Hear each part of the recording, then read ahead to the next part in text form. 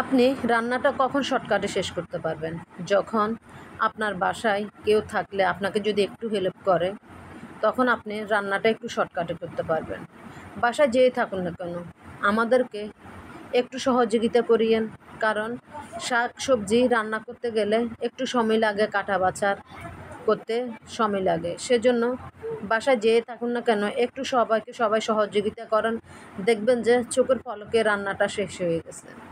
তো যাই হোক, আজকে আলহামদুলিল্লাহ আমি এই অসুস্থ শরীর নিয়েও আপনাদের সাথে ভিডিওগুলো শেয়ার করতেছি। প্লিজ একটু আমার ভিডিওগুলো লাইক, কমেন্ট, শেয়ার করে দিবেন। অসুস্থতা যে আর হয়েছে সে একবার বুঝতে পারে অসুস্থ কেমন একটা জিনিস। যাই হোক, তারপরেও আল্লাহর দরবারে বলবো যে আলহামদুলিল্লাহ। তো আমি আজকে এই শাক রান্না করছি, ডাঁটা শাক রান্না করেছি। সাথে লইব্যা নিয়ে আসছি, লইব্যা সিম নিয়ে আসছি। আনার পরে আমার শাশুড়ি আসছে। আমার শাশুড়ি বসে আমাকে সবগুলা সবজি কেটে দিয়েছে। দুজনেই একসাথে কাটাকুটি করে রান্নাটা সেরে নিলাম। তো আমি বলবো আপনারা যে পারেন না কেন সবাই একটু সহযোগিতা করুন। দেখবেন চোখের পলকে সবগুলা কাজ শেষ হয়ে গেছে। তো আমি আজকে চিংড়ি মাছ দিয়ে 2টা তরকারি চিংড়ি মাছ দিয়ে রান্না করেছি। কারণ যে একটা গরম পড়তেছে, গরমে কিছুই খেয়ে শান্তি লাগে না। আর তো হচ্ছে আমি অসুস্থ শরীরে যাই পারতেছি করতেছি। দোয়া করবেন যেন আমি খুব তাড়াতাড়ি সুস্থ হয়ে যাই। আপনাদের থেকে একটু দোয়া চাচ্ছি। তো আমি শাকগুলো এভাবে বসালাম। আপনারা কে কীভাবে খান ডাঁটার শাক? আমি তো এভাবে খাই, আপনাদের সাথে শেয়ার করলাম এভাবে। তো আপনারা কীভাবে খান আমাকে একটু জানাবেন। আমার আমি যেভাবে খাচ্ছি ঠিক আছে কি না?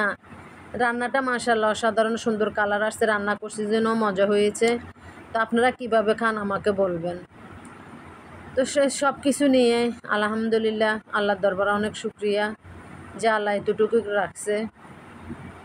তো এখানে আবার আপনার লইব্যা সিম বসাই দিলাম।